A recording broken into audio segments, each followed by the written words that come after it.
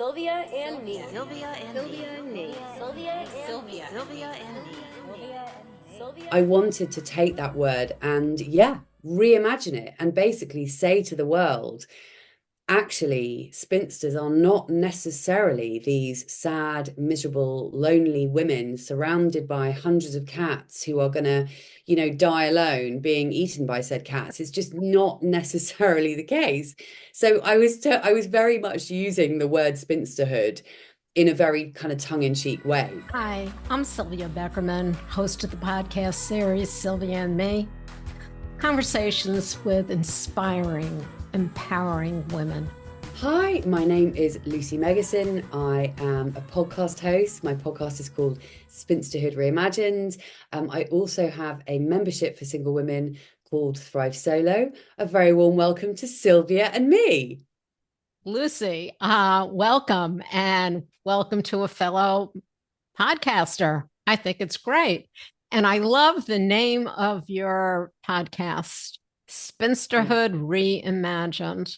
The word spinsterhood had a different meaning going way back when women, it meant really women who spun yarn.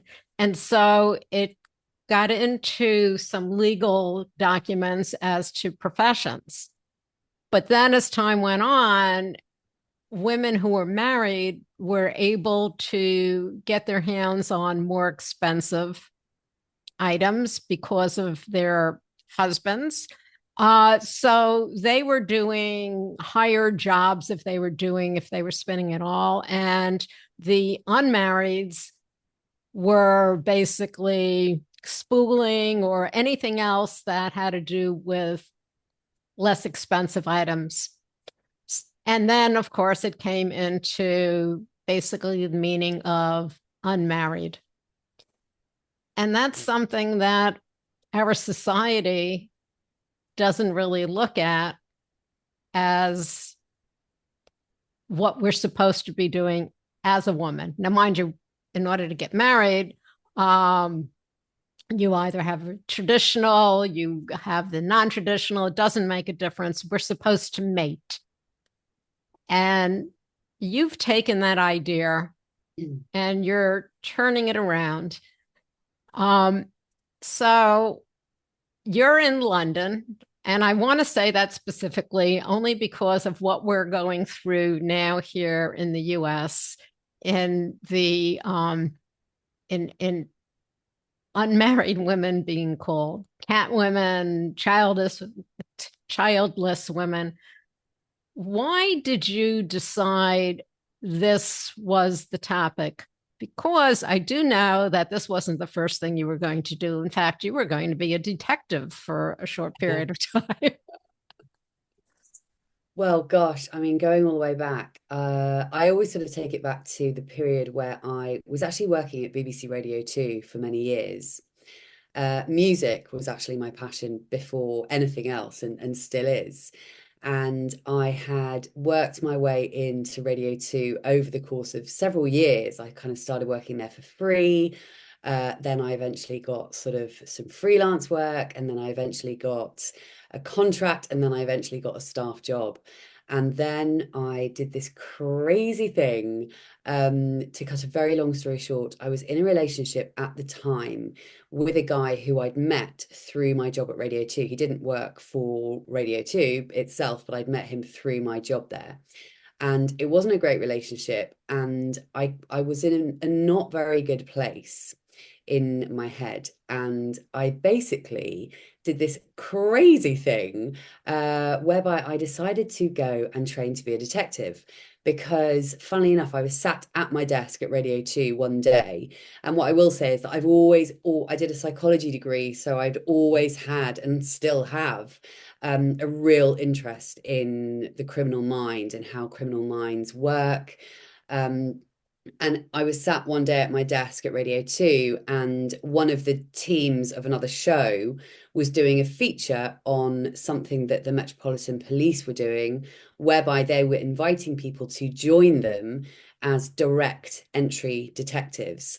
And whilst I had and still have zero interest in being in the police per se, I always quite fancied the idea of being a detective, probably because I watched far too many TV shows that kind of glamorize it and make it look really cool and really fun and really exciting.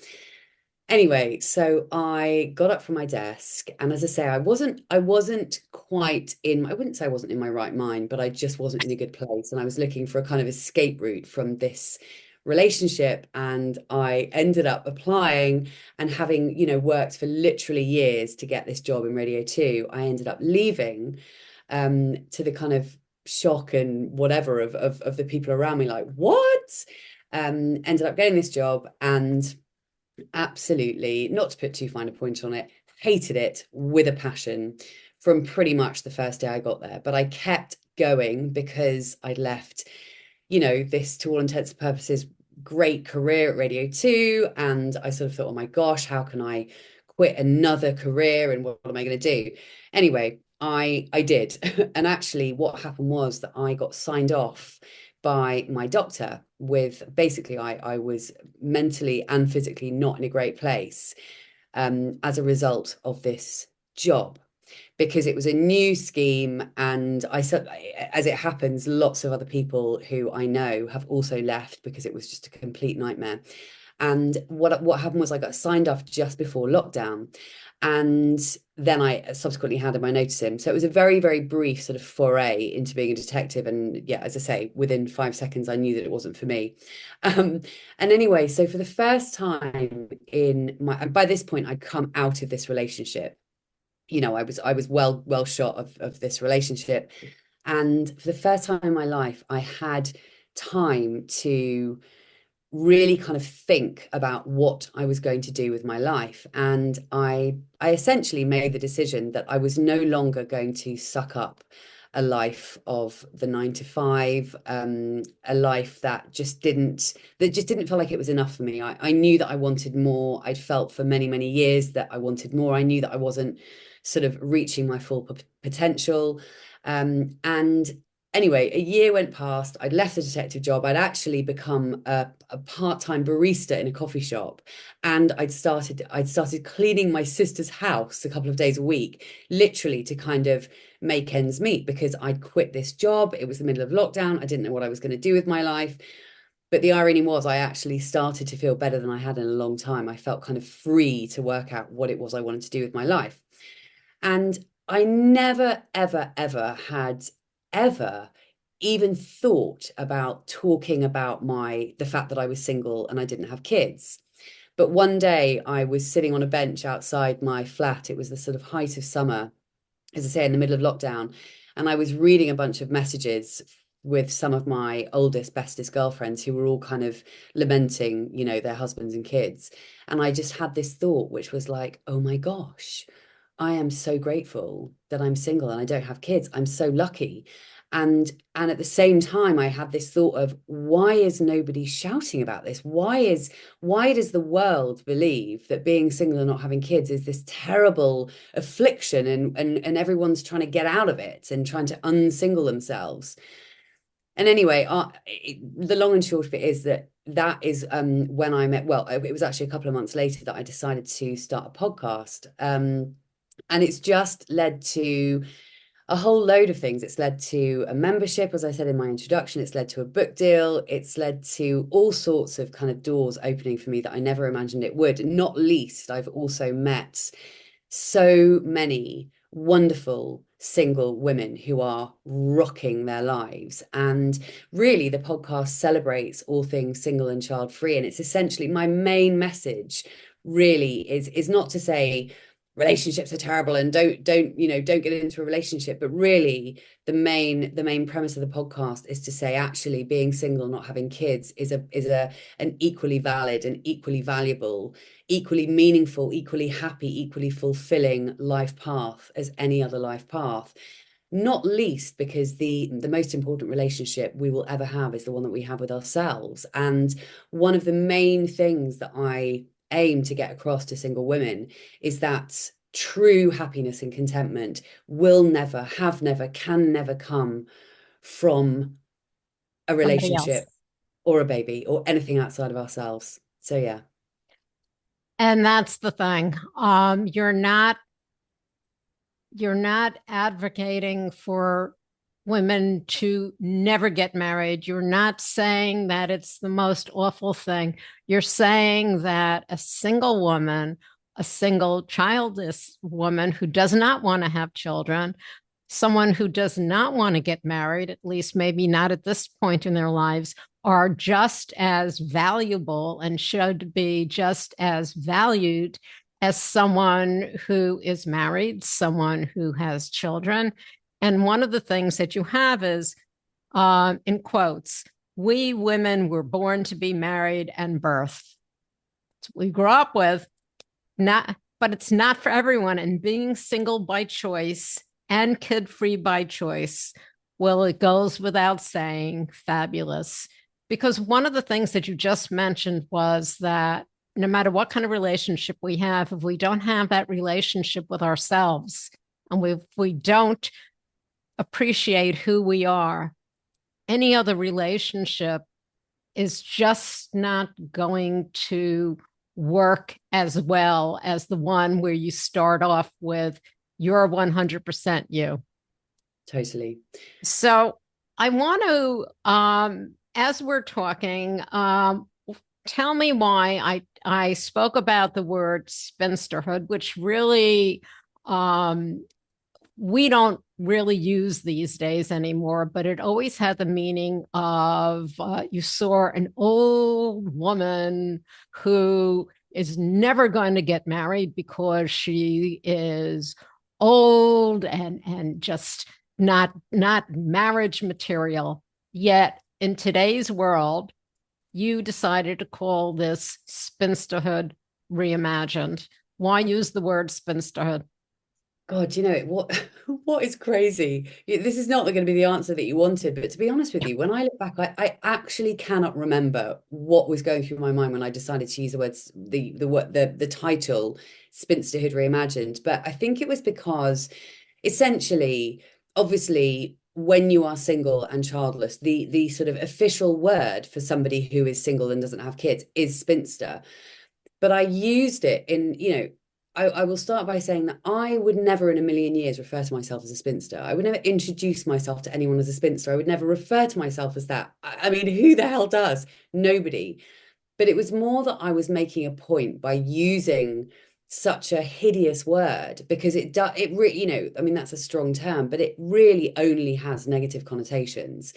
And I wanted to take that word and reimagine it and basically say to the world, actually, spinsters are not necessarily these sad, miserable, lonely women surrounded by hundreds of cats who are going to, die alone, being eaten by said cats. It's just not necessarily the case. So I was very much using the word spinsterhood in a very kind of tongue-in-cheek way, because again, I would never refer to myself as a spinster. I would never introduce anybody else as a spinster. So I was kind of using it in a jokey way on the one hand, but I suppose in a serious way on the other hand, because given that it is the word that, because there is no other word that I know of really that describes somebody who's single and doesn't have kids. So it just felt like it needed to be reclaimed, reimagined, reinvented. And I continue to, try and do that through the podcast. And actually, I have to say that I truly believe, and I've seen a shift even in the 2.5, well, coming up 3 years that I've been doing this podcast. I've seen a shift in the sort of collective consciousness around this topic. I think, there are more podcasts, there are more books, there are more articles, there are more conversations about single life. And actually, good old JD Vance, he kind of did us a favor, because what he's done, ironically, without even meaning to do, wow, he's shone a spotlight I think, in a really positive way, because actually so much of the fallout from whenever that was, a few months ago or a couple of months ago, what it's done actually is shine this really positive light on single women. And all these, hilarious things that I've seen on social media off the back of his comments that were obviously from however long ago. So I think in a way that he would never have intended has kind of, further meant that this movement is sort of, kind of gaining even more traction. I think in the time that I've been doing the podcast, I feel that there is a change afoot. And even though we have a hell of a long way to go, and I'm quite sure that in my lifetime, it will not be normalized to be, it won't be normalized in my lifetime to be single and to not have kids. But hopefully in generations to come, it will be as normal as, whatever other life path. Well, that's Yeah. that's the thing. I have a feeling that it's getting more normalized. There are things now that are going on. As you know, I was introduced to you by Joan Del Fattore, Yeah. and she, is out there. She is 72. She is single by choice.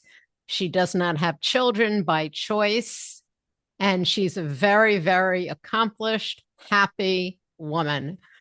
So I have, it's out there. For what people like you and Joan and Jackie are doing, Jacqueline Geller, is breaking the myth that you have to be in a relationship, and hopefully taking away or helping to take away the stigma of not being in a relationship and being not in a relationship by choice. And that's what the perception is, if you're alone, it's because you couldn't find someone, not because it's your choice. Yeah. And Well, funny that enough, has to be totally broken. That myth, that stigma. And what we see now is more and more women who are coming out and saying, this is my choice. Yeah. This is it. I'm not against a relationship, but for me, my choice is I have a relationship with myself. I'm very happy. So it's people's choices. And again, what I'd like to do is talk about a couple of areas that I know you've spoken to a couple of your guests, or even just brought it up, that most people, again, they just assume. And, when you assume, you know what that means. Okay, so one of the things is that anyone who's single, especially as we get older, and again, if you want to use the word spinster, that we're lonely. That a woman who is not in a relationship is lonely. Yeah.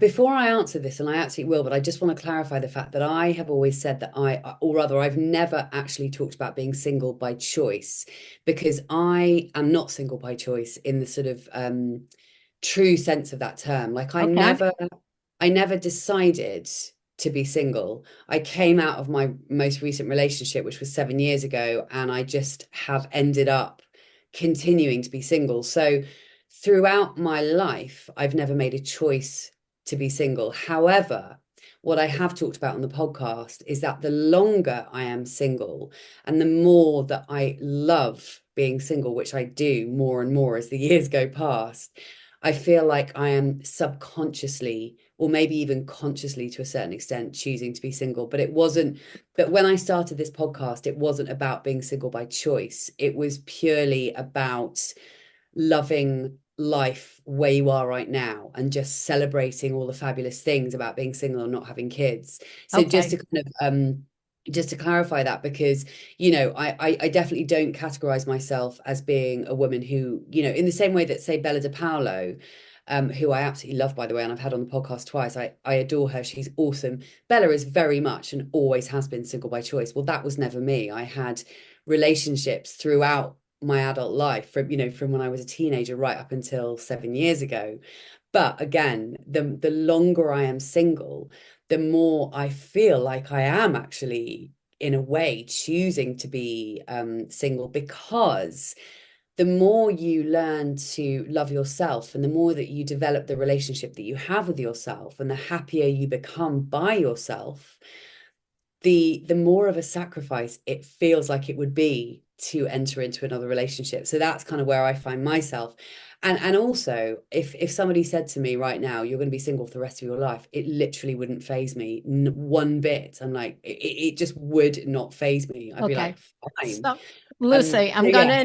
going to interrupt you right now. I have a habit of doing that because I am glad that you clarified it.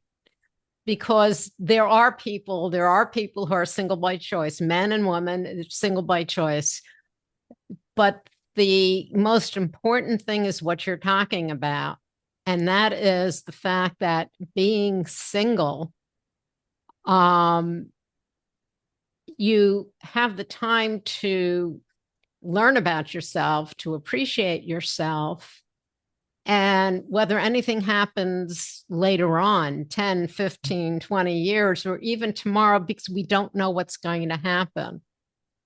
As you said, it wasn't a choice you made. It happened, events took place, and you're not unhappy about it. You're appreciating yourself. And I know that as we go through, and the more and more we may not be with someone, we have our own way of doing things. And who knows?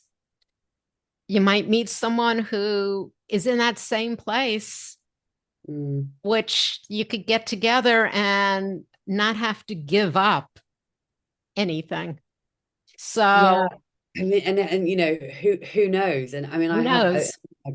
another thing I've always said on the podcast is that I'm not closed off to a relationship, because I just assume, because I've always had relationships since a pretty young age, I kind of assume at some point down the line I'll get into another relationship. Having said that, going back to my previous point, the longer I'm single, the more unlikely I feel like that is, because I can't imagine giving my life now up for a guy. I can't fathom it. It would feel like such a massive sacrifice to, and even if I got together with a guy who was like fully accepting of my independence and all the rest of it, and was fine with not living together and all this kind of stuff, actually one of the most wonderful things about being single is that there is a freedom.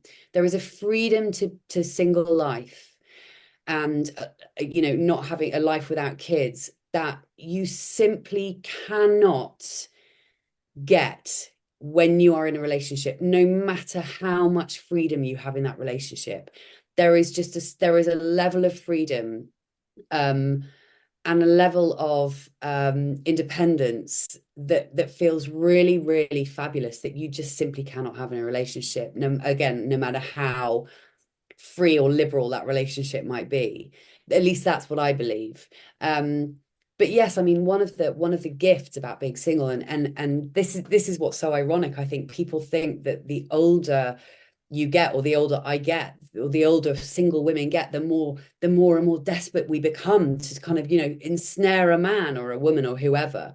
But the irony is that the older I get and the longer I spend as a single woman, the more I grow to love it, because one of the best things that a single child-free life gives you is the time to really do that work on yourself, to do that inner work. And I can honestly say that I have never in my entire life felt as good about myself and my life as I do right now.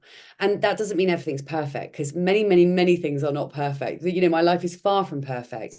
But the way that I feel within myself, which to me is the most important thing, that is how I define, quote unquote, success. Success to me doesn't look like a husband and a big house and 3 children and a 2 fancy cars and 5 holidays a year. Success to me personally looks like, how good do you feel on a daily basis? How often do you feel happy? How often do you feel good?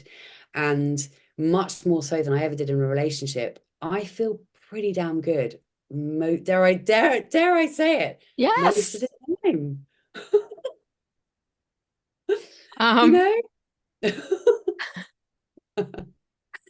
Talk to me about Sorry, I've got completely off the loneliness topic. Do you want me to talk about that? If you want, or we can talk about the stigma of not having sex, because you're alone. Pick a Well, topic. okay, well, I mean, I'm happy to talk about either, but I mean, seeing as you brought up the sex thing, I might as well just speak to that as well, because it's funny. I recently did some posts, some reels on Instagram about this, because I think the sex thing is the kind of elephant in the room when it comes to, being happily single and child free. And as a woman who, always had, I think, a pretty normal, healthy amount of sex, always enjoyed it, all the rest of it. The crazy, crazy thing is, and this, this might be partly due to the fact that I'm well into the menopause. I mean, I'm only 48, but I am in the menopause.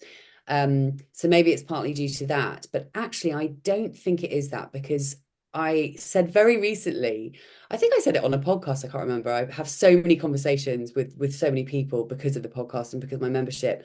Um, I know that if I met a guy who I thought was really hot and who I really wanted to have sex with, 100% I would feel that urge and I would want to do it. However, the truth of the matter is that because my life is so full and I've got so much going on in my head, I just don't think about it that much, and I really don't miss it. The only time and I actually miss it or think, oh my God, is if I'm watching something where there is a sex scene and I'm like, oh my God, make it stop, make it stop. Because that is the time where I will feel a kind of stirring and I'm like, oh gosh, this is, I can't watch this. But most of the time, it truly doesn't come into my head. So the reel that I did, or a couple of reels or stories or whatever it was that I did on Instagram very, very recently, was basically saying it is more than okay to be happily single and not be that bothered about not having sex. Like it's more than possible to live a very happy life as a single woman and not be desperate for sex. And what was so interesting is I got so much feedback when I talked about this on Instagram with other women saying exactly the same thing. Women who've been in relationships over the years, who enjoyed sex, who aren't anti-sex or asexual or anything, who are sexual women, but they are still living very happy lives and they don't miss it. So I think it's a really important topic to talk about. I think it's really important. And so many people are scared to say that. I think it's quite scary to say, yes, I'm single, I don't have kids, and I'm not having sex, but I'm okay with that. And it doesn't mean that I'm like, I don't, it doesn't mean I'm not a sexual person. I am, but it just means that I have so much more going on in my head and frankly more interesting things to think about and worry about day to day, that it's just, yeah, it's kind of a non-thing. And as you said, there are so many who say, "Oh, I'm so glad you said that because it's all kept inside." Yeah. And Spencer's looked at as an older woman who's never getting married. Oh, she's probably cold because she doesn't want to have sex anymore. Oh, women going past menopause. I got news for you. Nah, it's excuses that people use. And again, it's that word perception that Yeah. people use that we have to take away from that, because it just denigrates the women who are quite happy. Yeah. Yeah, And exactly. we allow Really them to open up and share stories and talk about it. We have, I mean, you talked about it, you're in full control of your life to the, extent of, yes, it's going to pour, things might happen, but what you can control, you're in full control of. There are, things around us that we can't, so we don't want to do a blanket because someone's going to come back and say, you can't do this, you can't do that. But it's the myth of having to be in a relationship that women and men are here to mate, period, end of story. Not Yeah, so. totally. And also, let's not forget that the happiest subgroup of the population are single childless women. We all seem to forget this, but the research has been done. And it's so funny because it doesn't surprise me in the least that single child-free women are the happiest subgroup of the population. It doesn't surprise me at all. The funny thing is, well, not really funny, but what's also really interesting is that men who are married, basically marriage is better for men than it is for women. And that has also been shown in the research, that men are very much, you know, they fare well in marriage, women not so much. So it's really interesting that married men are really happy, and also single childless women are really happy. I don't quite know what that says about marriage, but anyway, let's not even Well, go there. don't forget that and I would never put down marriage. I've been married twice. I've also been in long-term relationships without being married. Um, am I happy right now? I'm probably the happiest I've been in a long time, being able to just take care of me. Yeah. And that's what a lot of people don't understand and don't know how to deal with that, because of the history of marriage, the history of what women, and it's always talked about women. Single men who have never been married do not have the same stigma as single women who have never been married, or women who are widowed or divorced and have no desire to get married again, or have just realized that it's time for them. Yeah. This is their time. Yeah. So with everything that you're doing, what is the one thing that you would like people to come away with? The one thing that I would like single women who are currently not happily single to come away with, and this will always be the main thing that I want to get across, is the fact that, and I mentioned this earlier, but we will never, ever, ever find our true happiness in somebody else. It always has to come from within. And that isn't to say that a relationship can't bring you happiness, or a baby can't bring you happiness, but anything external, when we are attaching our happiness to external things, those things are temporary. Because as we all know, you can be in a relationship, but you can also be really miserable. You can have a baby, but you can also be really miserable. So those things are never going to fix you if you are not good within yourself. So my message will always be, we have to start within. We have to go inside of ourselves. We have to be able to cultivate happiness and joy by ourselves. That is the kind of true, lasting happiness and contentment. It really, really is. And it's something that I've realized more and more and more, the more I've sort of gone into the world of self-development over the last 4 or 5 years, the more I've realized that it's not a question of I'll be happy when I get this, or when I get that, or when I get the boyfriend, or when I get the flat, or the new job, or the this or the that. It's always going to come from within. So that is what I would say to anyone out there who doubts this. It truly is the case that when you work on the relationship that you have with yourself, not only does it mean that you can sustain your own happiness, but it also means that you're going to be in a better position if and when you get into a relationship down the line. And also when you are strong in yourself and you are happy in yourself, by yourself, on your own, because we are complete already, what that also means is that you're far less likely to settle for somebody who just isn't bloody good enough for you, you know? And that's it. As we started off this episode, we talked about the importance of ourselves. We have to come first in being able to love ourselves, accept who we are, build on that if we're not happy. And without that, our relationship with ourselves not going to work. So if that doesn't work, a relationship with anyone else, be it a spouse, a partner, a companion, even friends, let alone anything else, will not survive on a very honest level.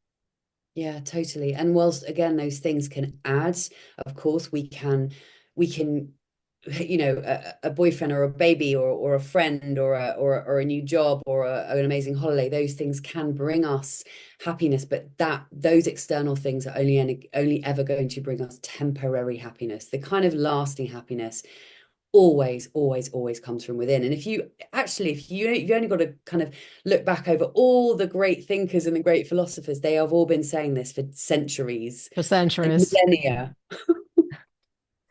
Lucy, the name of your podcast is Spinsterhood Reimagined. Do you have a website that you'd like to send people to? Oh, excuse me. Oh, I just got a frog in my throat. I do. It's lucymeggeson.com, and Meggeson is spelled Meggeson. So it's lucymeggeson.com. Yeah. And the podcast, you can find Spinsterhood Reimagined wherever you listen to podcasts. Thank you so much.